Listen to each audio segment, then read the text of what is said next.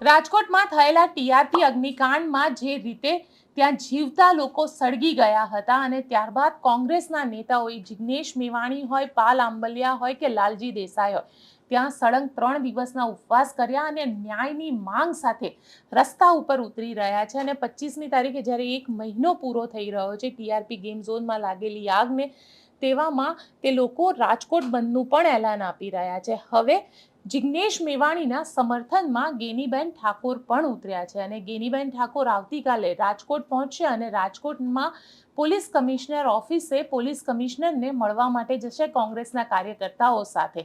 ગેનીબેને શું કહ્યું તે પહેલા સાંભળી લઈએ. આવતીકાલે 11 વાગે રાજકોટ પોલીસ કમિશનરની કચેરી આગળ ધરણાનો જે કાર્યક્રમ રાખેલો છે કોંગ્રેસ પાર્ટી આયોજિત, એમાં હું પોતે પણ આવવાની છું. જે અગ્નિકાંડ થયેલો એના અનુસંધાને ધરણાના કાર્યક્રમમાં આપ સૌ પણ ત્યાં વધારો એવી આપ સૌને હું વિનંતી કરું છું.